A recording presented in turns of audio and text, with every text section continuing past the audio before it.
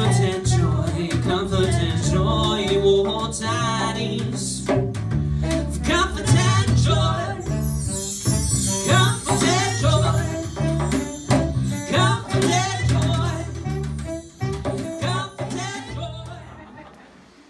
Yeah, we always think about Christmas as being the season of giving. You know, we talk about giving gifts, and we talk about the greatest gift of all, what Paul calls the unspeakable and indescribable gift of Jesus Christ. Well, I started thinking about gifts, and what are about gifts that are what alternatives to the gifts we normally give. And see, for me, the first person I ask is this young lady right here. Anita, what do you want me to gift? And all she says is just a new husband. And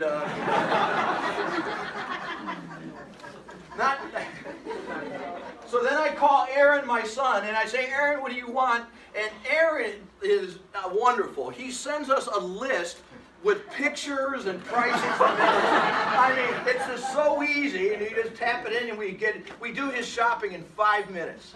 Heather, on the other hand, I say, Heather, what do you want? And all she said is, show me the money. That's all Heather wants, although she will get more than that. But is it possible that there are other gifts that we can give during this time? Other gifts that maybe are even more important and more significant to the receiver. And so in our last staff meeting, we were talking about and Gary Chapman, I believe, is the author of what is called the 5 love languages. All right? 5 love languages, and what the things that really touch people the most. So the first one is words of affirmation. All right, sometimes if somebody has this love language, what they need to hear is how much you appreciate them. Have you ever thought during Christmas, instead of putting something under the tree, you send them a letter. You give them a note of gratitude. You tell them how much you value that person, how much they contribute to your life. You know, that was amazing. I mean, as I've told before, you know, I've received those letters, you know, from time to time of people saying, thank you for leading me to Jesus Christ. I mean, there is nothing greater than to hear that you were a part of that link in the chain, you know, and that people come to know the Lord. And so words of affirmation, a letter describes how much. Yeah, I had 3 women come to me this Thursday afternoon at 2 o'clock, and they said, can we meet with you? 3 what I call prayer warriors. And they prayed for me for 45 minutes. It's the longest I've prayed in a long time. And 45 minutes, and they gave me what they said are words from the Lord. You know, and they were saying things of affirmation. And then one of them said, Ralph, you realize what happened because you were here. I mean, it was like I felt incredibly, incredibly loved.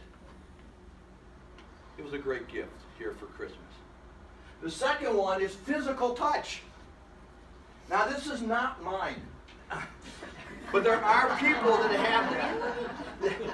And so the first one is give words. The second one is give touch. And so it maybe get somebody a massage.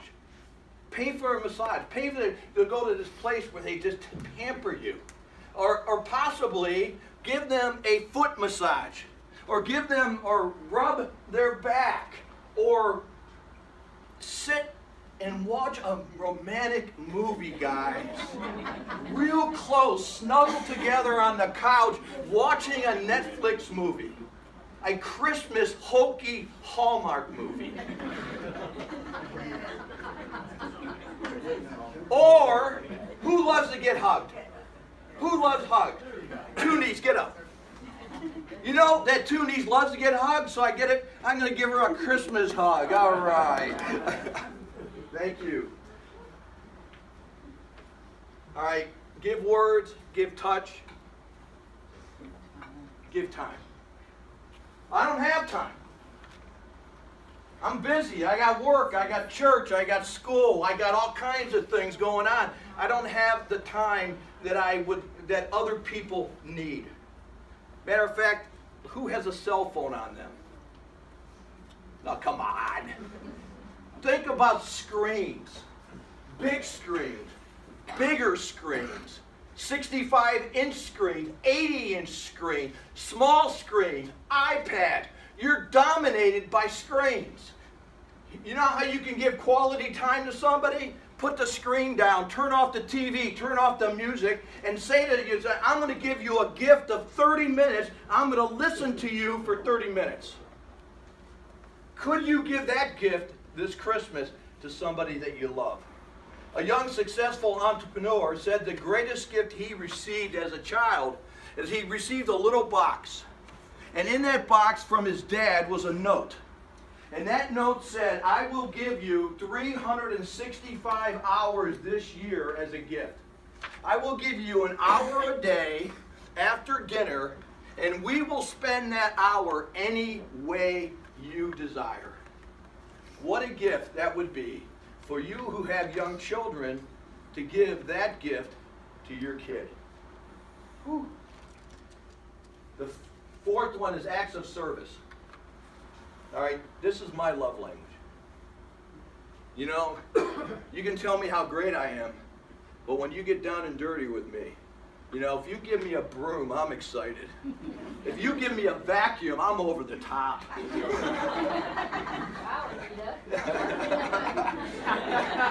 Don't worry about it, she already knows that one. And so what you do is you wash somebody's car. What you do is you make your bed in the morning. Or you make, if you're the spouse, make it for your spouse so they don't have to. Partner with your spouse or a friend in cast. Give a gift away. You know, one of the greatest things I heard is, I don't know if you remember, sure you do, Eddie and Sarah Mario. One Christmas they decided that they weren't going to give gifts to each other. They were going to use all the money that they would spend on gifts and give it away to places like Union Mission or other places similar to that. Instead of putting them under the tree, they were going to send it out and to help others. You see, those who have this love language, the gifts of service, they're not motivated by words as much as they are motivated by action. Let's go over them. Give words, give touch, give time, give action. And lastly, one that fits in for Christmas, receiving gifts. Number 5 is receiving gifts. Believe it or not, this is not mine. I don't know if this is yours, but here's the key about receiving gifts. You give gifts that matter to them and not to you. And so you don't give them a book that you love when they really want a diamond. All right? You don't give your wife an appliance and tell her, now you'll be more efficient. All right? You don't do that. You give a gift that matters to them. And so I'm asking you during this Christmas, what gifts are you giving that you won't find under the tree? Now, the Apostle John, if we could go to that verse. And the Word became flesh and lived among us. And we have seen His glory. The glory is of the Father's only Son, full of grace and truth. John testified to Him and cried out, this is of whom I said, he who comes after me and ranks ahead of me, because He was before me. From His fullness we have all received grace upon grace. The law indeed was given through Moses, grace and truth came through Jesus Christ. You see, there's 4 gifts, and I can go through these quickly, that we find from God this Christmas. First of all, it says in verse 14, the Word became flesh. And in the Greek, it means that He pitched His tent among us. It means that He moved into our neighborhood. And pitched His tent is a reference, of course, to the Old Testament wanderings, when they were going for those 40 years and they were wandering and going in there, when they would have a tent of meeting and they would set it up, and that's where they would meet God. And that's where His Shekinah glory would come down. And so it says that Jesus is God's Shekinah glory. Jesus is the one who pitched His tent among us, and He dwells with us. But when they got up, they would pull up stakes and they would move and they would go to the next location, which means that Jesus goes with us wherever God calls us. He didn't take residence in the Biltmore. He didn't take residence in the plaza in New York City. He took residence in a dirty, bacteria-infested place called a stable, But even more and more astonishing, he took residence in your dirty, filthy hearts. The gift of presence is what, number one, he gave us this Christmas. Number two, he gave us the gift of future. I love this. You know, it says that when Jesus became flesh, he dwelt among us. He was bound by time and space. He was limited to his powers and prerogatives. He was because he became fully human. But when he rose again and ascended to the right hand of God the Father Almighty, he was beyond time and space. Meaning that when we look at the future, we don't have to look at the future with anxiety and apprehension and worry. Why?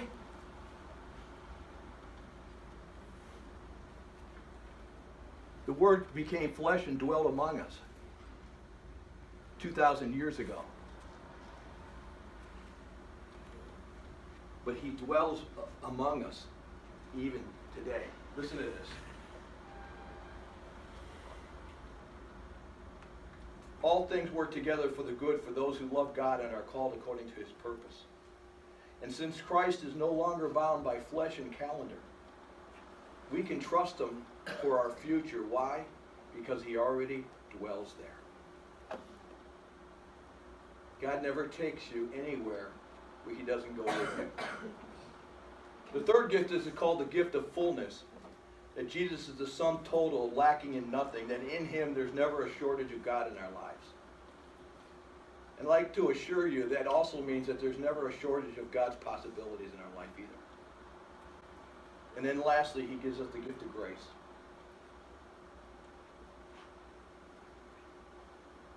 Grace is that gift that keeps on giving. Grace is that great constant. Grace is that although it's undeserved and unmerited, it never ceases to sustain and maintain us even in the worst of times.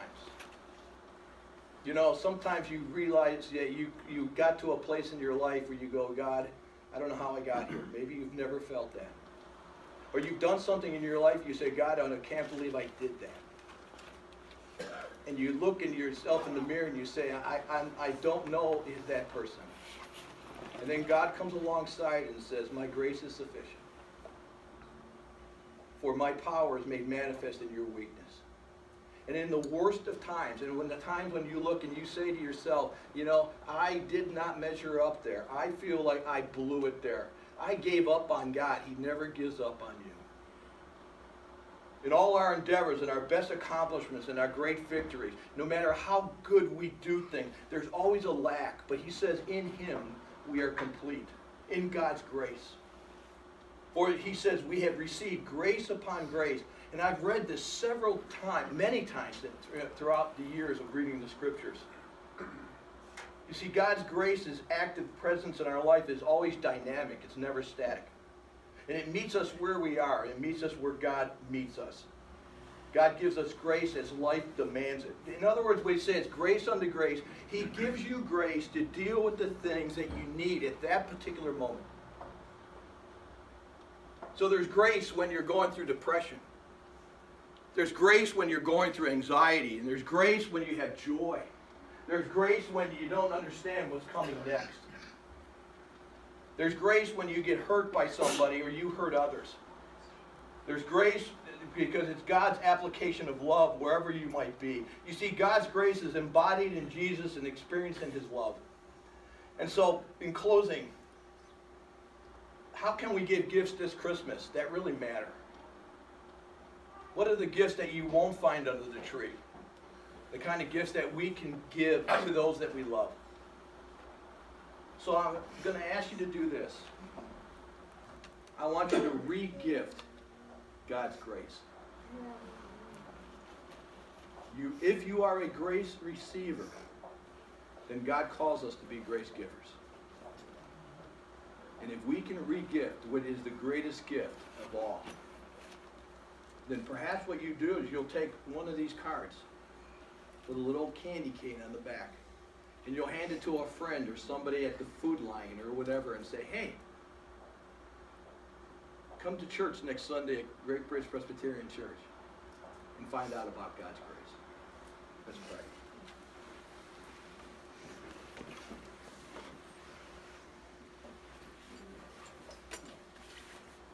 Lord, we are so excited that your love language is love. That your love language is acts of service. That your love language is words of affirmation. That your love language is touch, Lord, that you touch us deeply in places that no one else can. Lord, you have expressed that love in so many different ways. You've expressed it ultimately in your Son, Jesus, and that's what we're celebrating just a week or so. The fact that we have been given a second chance, that we can be born again because you have been born in the flesh. And so we ask, Lord, that as we celebrate the grace that we received in Jesus Christ, that we might re-gift it to other people so that they might know his love as well. For we ask that in Jesus' name. Amen.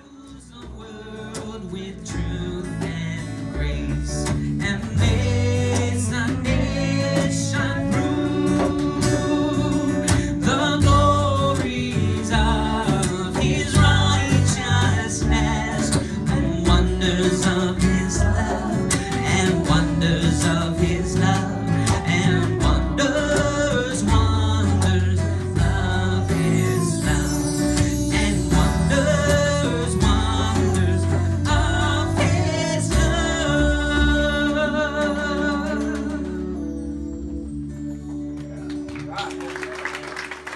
Amen. Thank you very much.